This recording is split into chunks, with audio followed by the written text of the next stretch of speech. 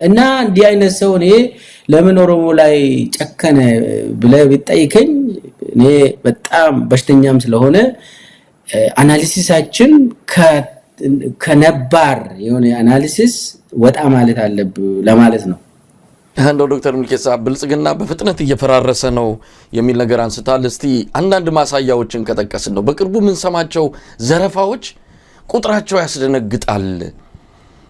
ወደ 20 ቢሊዮን ብር ወደ 5 ቢሊዮን ብር ወደ 100 ቢሊዮን ብር በዚህ በኳስ ምንድነው በሚባለው በእጣ በሚሰራው ስራ ላይ እንደዚሁ ወደ 100 ቢሊዮን ብር ተዘረፈ ተባለ። አሁን ሰሞኑን ደግሞ ኢትዮጵያ ኤሌክትሪክ ኃይል ኮርፖሬሽን 2 ኃላፊዎች በዙ በቢሊዮን በሚቆጠር ሙስና ታሰሩ ነው።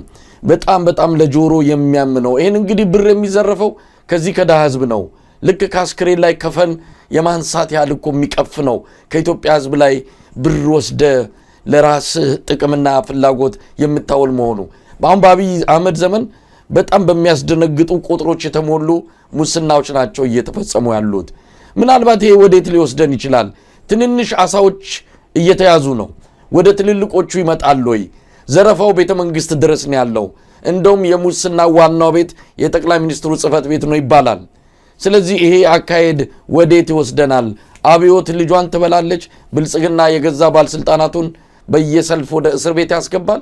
የት ላይ ሊቆምስ ይችላል? ብልጽግና በመሰረቱ የሙስና ስርዓት ነው። ከጅምሩ ቢሮአችሁን አሳምሩ ተብሎ በትዕዛዝ ሲሰጥ ለሁሉም ሚኒስቴር መስሪያ ቤት ሁሉም ቢሮ አካባቢ ቢሮአችሁን ጸዳ አድርጉ፣ ውድ የሆነ ልብስ ልበሱ፣ ምንም ችግር የለም፣ ከመንግስት ካዝና ውሰዱ፣ ስረቁ፣ ግን መጠኑን ተቆጣጠሩ ታየም ብለዋል። ይሄንን ታየ ያለበት ስብሰባ ላይ ነው ይሄንን አቅጣጫ የሰጠው። ስረቁ ግን መጠኑን ተቆጣጠሩ ብለው ከዛ ጀምሮ ነው እንግዲህ ኮሪደር ልማት የሚባለው የሙስና አይነት ነው። ካንዱ አካባቢ ወስደ የሆነ ቦታ ጸዳ አድርገ ማሳየት፣ እናቶችን ከከተማ አባረ ለራስ አጸድተ እዛ ወክ ትሄዳለህ። አሁን አብይ ፒያሳ አካባቢ ማታ ወክ ይሄዳል ከደመላሽ ገብረ ሚካኤል ጋር ሲበሳጭ ምናምን እንደዚህ ወክ ይሄዳል። ልጆች ያሉ ይነግሩናል። እና ማንን ነው ያባረረው? ከዛ ዳዎችን ነው ያባረረው። ምን እያደረገ ነው? መዝናኛ፣ የራሱ መዝናኛ። ይሄ የሌብነት ስርዓት ነው። በጣም አይን ያፈጠጠ የሙስና አይነት ነው። አሁን አንዳንድ ከተማው አማረች ምናምን ለማ እና እሱን ነው እንግዲህ ይሄ ትልልቅ አሳዎች ይታሰራሉ ወይ? መታሰር ካለበትማ ቁጥር 1 የኢትዮጵያ ሌባ ዘራፊ አብይ አህመድ ነው። ቁጥር 1 እሱ ዝም ብሎ ይሄ በሚሊዮን ብቻ አይደለም የሚሰርቀው፣ በቢሊዮን። ልንገሪ መጀመሪያ ወደ ስልጣን ሲመጣ ታስታውስ እንደሆነ ዩኤኢዎች ወደ 2 ቢሊዮን 3 ቢሊዮን ድጋፍ ሰጡ። 3 ቢሊዮን ዶላር። ከዛ ውስጥ 1 ቢሊዮን በሻንጣ ነው የወሰደ አብይ። በሻንጣ 1 ቢሊዮን ወስዶ የት ነው ያስቀመጠው? ለብሔራዊ ባንክ ምናምን ይሄ ፋይናንስ ሚኒስቴር አቅ ለነሱ አላሳየም። የግል የራሱ ሰዎች አለው አብይ የሚያስቀምጥበት ቦታ በሻንጣ ብዙ። አሁን እዚህ አሜሪካም የሚቀመጡ ካምፓኒ ያላቸው እዚህ ኢትዮጵያዊ ሆነው እዚህ የሚኖሩም አሉ። እዛው ኢትዮጵያ የሚቀመጡም አሉ። ሰው ጠቅላይ ሚኒስቴር ሆኖ ከሌላ ሀገር ትልቅ እንግዲህ ካዝናዬ ምናምን ባዶ ነው ምናምን በማለት ያው ዩኤኢ ሙሉ ገንዘብ ሰጠች። ከዛ ሰውየውን ለመግዛት ነው። ያው ሰውየው ተገዛ በዛው ያኔ እና ይሄንን እኔ ያውቀዋለሁ። በሻንጣ ሁሉ ቢሊየን ወስዶ የራሱ ሰዎች ጋር ሲያስቀምጥ እኔ ያውቃለሁ ይሄንን። እና ምን ለማለት ነው ዛሬ የመከላከያ ከፍተኛ አመራሮች ቢሊየነርስ ሲሆኑ ተራ ሰዎች አዲስ አበባ ውስጥ ቢሊየነርስ ሲሆኑ አሁን የመንግስት ገንዘብ እንደዚህ በተወሰኑ ሰዎች እንደዚህ ተያዘ ምናምን ሲባል ትንሽ ብታጠና አሁን የአብይ ቢሊየነሮች እና ሚሊየነሮች ዱባይ ላይ ቤት አላቸው። ዱባይ ቤት አላቸው። ውሸቱ ነው። አብይ የሆነ ጊዜ የተወሰኑ ምን ሆነ መሰለ እነ ሽመልስና እነ ተመስገን ጥሩነህ ገንዘብ ላይ ተጣሉ። ገንዘብ ላይ አዲስ አበባ ገንዘብ ላይ ሲጣሉ አብይ ጣልቃ ገብቶ ተወሰኑ ከሽመልስ በኩል የተወሰኑ ልጆችን አሰረ። አይ በቃ ያሰረ ነው ሌቦቹ ምናምን ተብሎ አንድ ልጅ አለ እኔ እኮ 4 ኪሎ ሲያልፍ እንደ ቤተክርስቲያን እንደዚህ ተሳልሜ ነው የሚያልፈው 4 ኪሎ ውስጥ ያለው የኔ እግዚአብሔር ነው ብሎ የሚናገር ልጅ አለ ኦሮሚያ ውስጥ። ሚሊየነር ነው። በቅርብ ጊዜ ሚሊየነር የሆነ ልጅ አለ እና በሚዲያ ላይ እንደዚህ ሆነው እዚህ ውስጥ እዚህ 4 ኪሎ ውስጥ ያለው የኔ ጌታዬ ነው ስለዚህ እኔ እንደዚህ ብሎ የሚያወራ ልጅ እሱም ታሰረና በቃ አብይ ያሰረ ነው በቃ ሌቦቹ እየገቡ ነው ተባለ። ከዛ በኋላ ከሁለት ሳምንት በኋላ ለቀቃቸው እና ተመልሰው ስራቸውን ቀጠሉ። አርሶ አደሩን እያባረሩ መሬትን እንደዚህ በቺካል ምናምን አድርጎ ይሄ የኔ ነው ከዚህ እስከዛ ድረስ ምናምን እያሉ በሚሊየን ምናምን ይሸጣሉ። እና ምን ለማለት ነው ራሱ አንድ ጊዜ የትግራይ ጦርነት ጊዜ እንትን የጦር መሳሪያ እንዲገዛ ከቱርኪና ከራሺያ ጦር መሳሪያ ለመግዛት አንድ ሽማግሌ ተላከ እና ሽማግሌው ስሙን አልጠቅሰውም ያው የተላከው ኮሚሽን እንዲወስድ ነው። ያው አንድ ሰው ጦር መሳሪያ ለመግዛት ከሄደ ኮሚሽን ይወስዳል። ኮሚሽን ወስደው ከዛ ምንድነው ያለው ድሮኖቹ ሲገዙ ያለ ጨረታ ነው የሚገዙት። እዛው ተነጋግረ እንግዲህ የኢትዮጵያ ግዢ ያሰራር አለ። ዝም ብለህ እንደ በቃ ክሌን ካምፓኒ ጠርተ አንድ 10 ድሮኖችን 5 ድሮኖችን ላክልኝ ምናምን አትልም። ትልቅ ገንዘብ ነው። ኦፊሻሊ ሊወራረድ ይገባል። ነገር ግን አብይ ምንድነው የሚያደርገው ድሮንን በተመለከተ ኮሚሽኑን ወስዶ አብይ ራሱ ሌላው መሳሪያ ከባድ መሳሪያዎች ደግሞ ያ ሽማግሌ እንዲወስድ አደረገ እና ሽማግሌው እኮ ነው የሚነግረን እና ተው ምንም አይነት ተቀባይነት የለውም። አብይ የሚያወራውን የተወሰኑ ልጆችን አሰርኩ ምናምን ብሎ የሚያወራው ውሸት ነው። እሱ አብይ ሌባውን አስርም ወይ ማለት እሱ ባውን ፍትህን ይሰጣል ምናምን ተብሎ አይገመትም። የለም እንደዛም የለም። ራሱ ወንጀለኛ ስለሆነ ከሱ የሚጠበቅ ፍትህ አይኖርም። አሁን የሚወራው ተወሰነ እንትን እንደዚህ ቢሊየን ሰራቂዎች አሉ ምናምን የሚባለው አጀንዳ ነው የሚሆነው። አጀንዳ ማስቀየሻ የሆነ ጌም ለመጫወት ነው እንጂ አይታሰሩም። ምናልባት ቀደም ሲል ብልጽግና ስርዓት እየፈራረሰ ነው ስትል እንደው ማሳያዎቹ ምንድናቸው በሚል ነው። ያው አሁን የገለጽካቸው በሙሉ ማሳያዎች ናቸው። አንድ መንግስት በእንደዚህ አይነት ሁኔታ ነው። አሁን ምንድነው የቀረው? አንዳንድ ጊዜ የቀረው ምንድነው? አንድ መንግስት አንድ ቀን እንኳን በስልጣን ለመቆየት የሚያስችለው ምንድነው? አብይ አህመድ ኢኮኖሚው የሚታወቅ ነው። ምናልባትም ኢትዮጵያ በዘመኗ እንደዚህ አይነት ድቀት ውስጥ ገብታ አታቅም።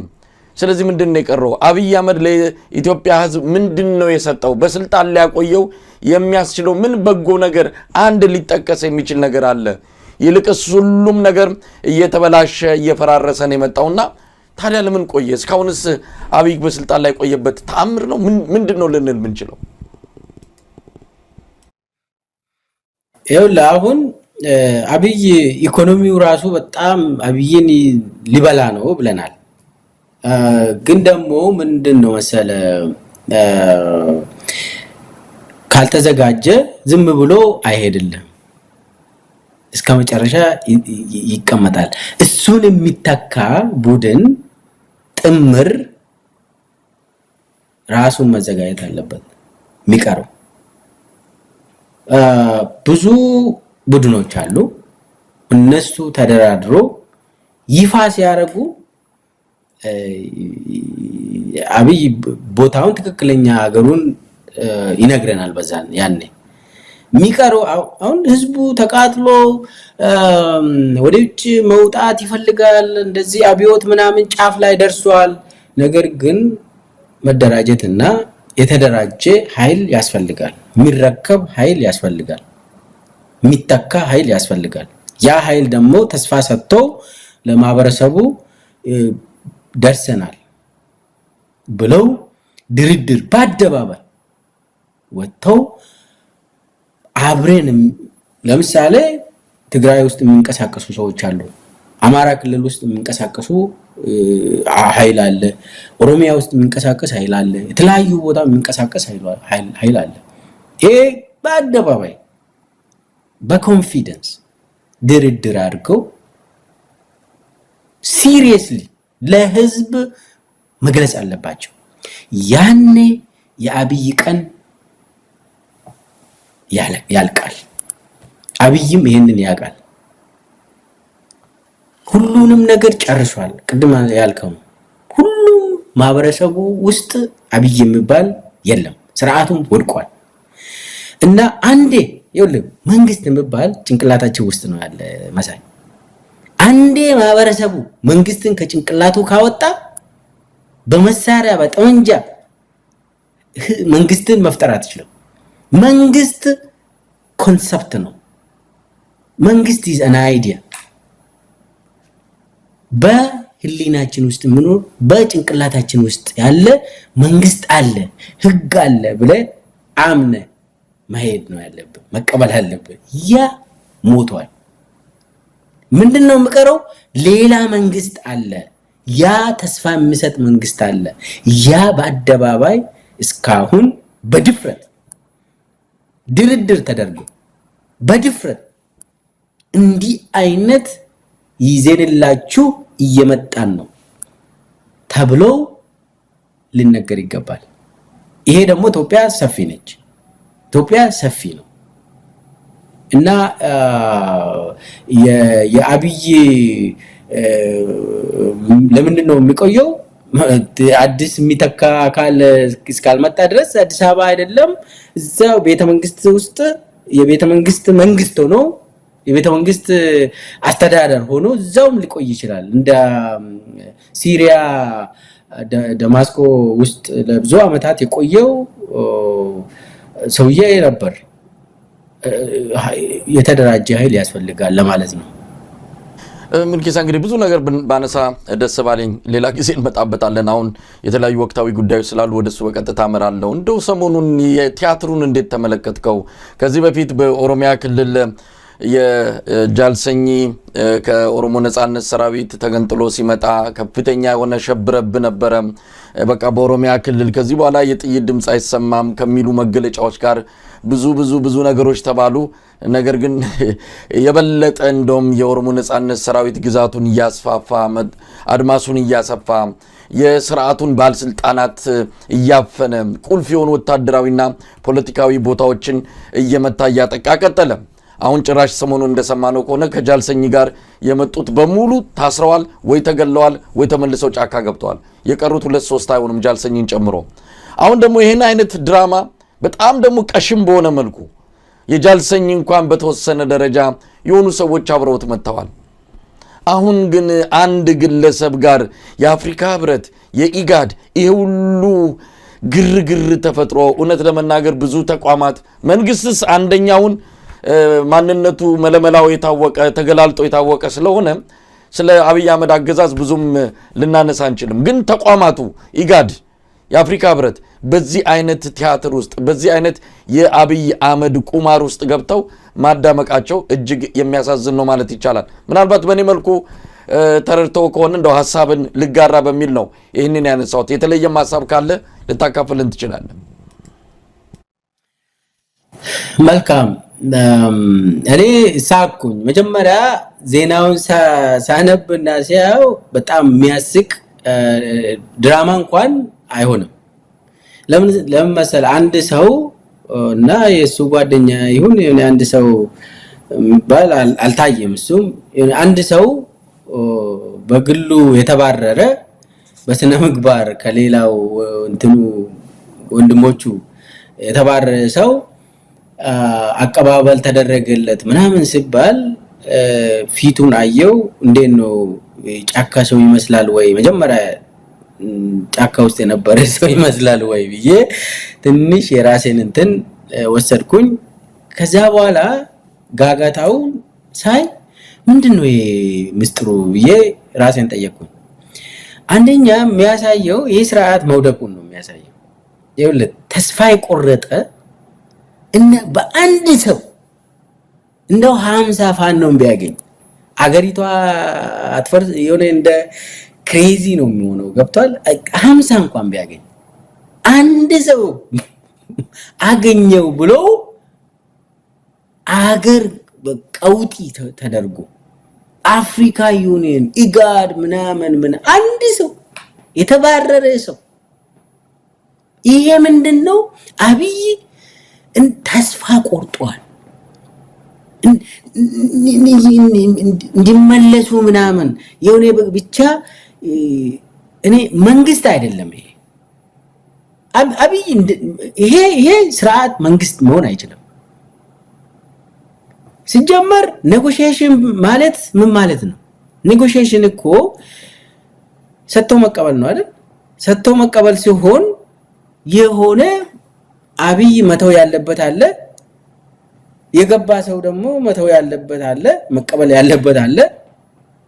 ከዛ የሆነ ነገር ተደራድረ የምትፈራረም ነገር አለ። ያ ፊርማ ደግሞ ስንት ነጥብ ነው ምንድነው ስራ ላይ የሚውለው ከመቼ እስከ መቼ የቱ አካባቢ ይሄ ሁሉ አለ። የሆነ የምትፈራረም ነገር አለ።